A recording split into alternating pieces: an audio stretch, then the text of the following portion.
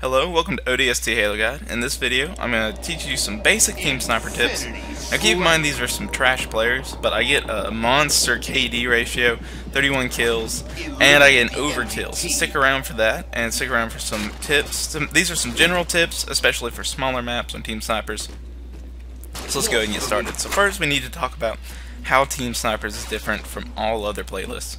Team snipers, you have no radar, or no motion tracker if you like to call it that. So basically, you cannot get as easy map awareness of what's happening around you. So really you gotta rely on hearing and listening, and seeing where bullet trails are. And right there, I just saw a bullet trail fly by my head, so I was able to turn around and figure out where he was and shoot. And especially on small maps like this, no-scopes are where all the money is, really. So you have to learn to no-scope if you play team snipers.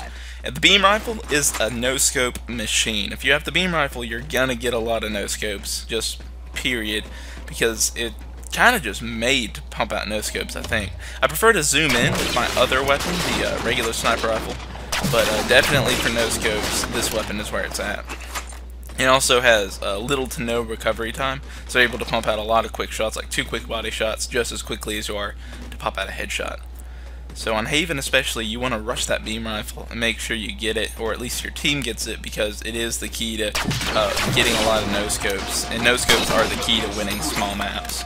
So by relation, beam rifle basically equals win if you have enough skill to use it. So again, you just have to keep that map awareness. See, that guy was running around me, and you have to listen out for his footsteps. I heard him running at me, so I was able to turn around and shoot at him. In comparison to where I would usually have a motion tracker or radar.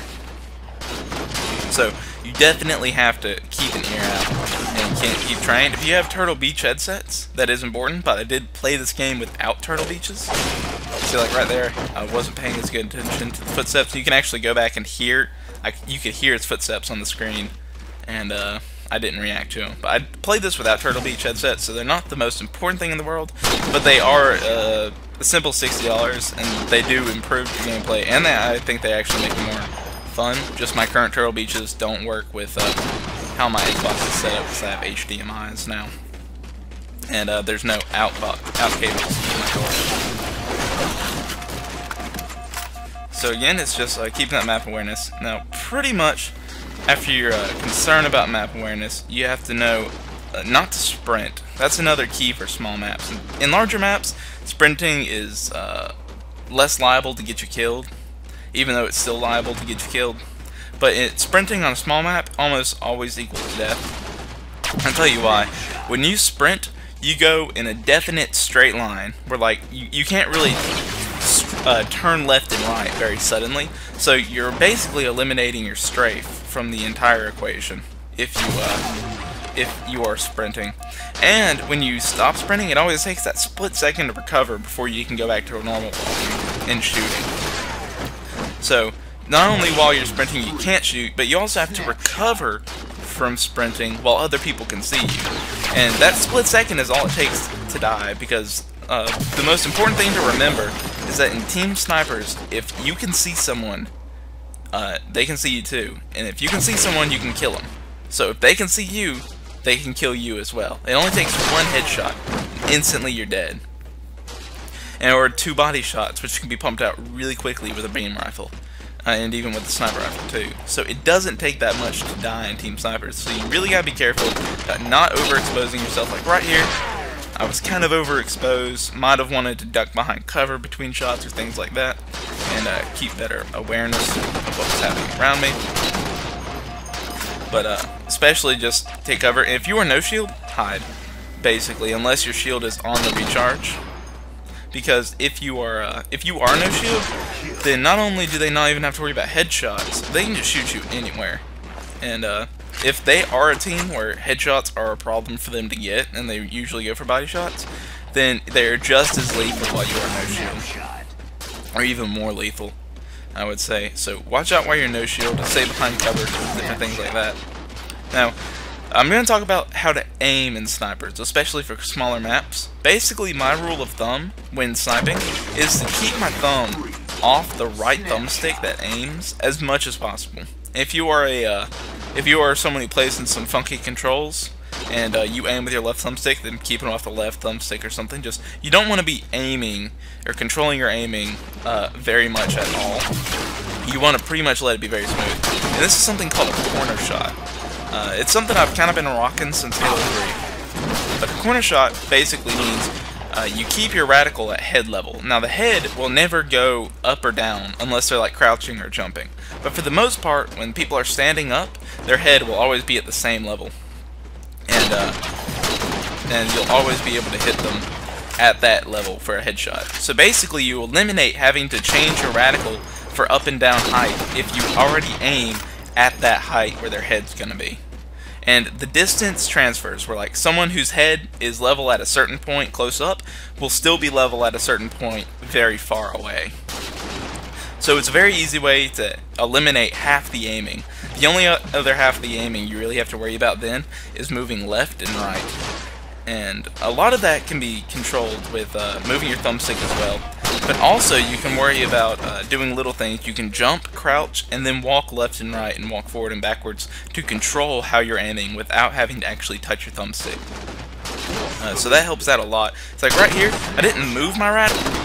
I just went ahead and I aimed where his head was gonna be, and I waited for him to walk into the radical, and as he fell into it I fired, and I got the no-scope over there. So you see right there, this is pretty much what your corner shot is. You kinda gotta learn to get a feel for corner shots, but you'll kinda see like here I'm already aiming at a corner shot. As you get better at aiming, you can kind of eliminate, but see like right there I'm already aiming at head level right when that guy popped around the corner, and he was sprinting, so he didn't have time to recover and shoot back, so it gave me the advantage there. So you really need to avoid sprinting and stay on cover. See where I'm sectioning off one dude at a time. If you're fighting two people, you're gonna lose. See like right here I jump up to get the shot, and then as I jump up and I land, my corner shot still stays the same, so I'm still able to hit that fourth guy in the head. As you noticed, I was overkill. I got 1 kill, and then I got 2 for 1, and it got me a triple kill, and then I got the 4th kill. So that was a pretty nice multi-kill right there. But pretty much, just you see, I'm keeping my radical at the same level all the way through. You see it right there. Kind of missed my shots left and right. But basically a great thing to do is, since your radical is already at head level, if you walk left, you will aim leftwards. And if you walk right, you will aim right without having to touch your thumbstick at all. So you're able to move your character left and right and aim left and right without actually having to aim. And it's a lot finer control, especially if you play on higher sensitivities. It gives you that really fine control, and it makes it really, really easy. And of course your skill can always play a factor. You can move it left and right to give that extra help, but it really helps a lot just not have to worry about aiming. So this has been ODST Halo Guide. We're pretty much at the end of the video right here. I'd like to thank you guys for watching. If you guys like this video and you like the tips, go ahead and comment, rate, and subscribe. I'll have plenty of gameplay like this for you guys all the time.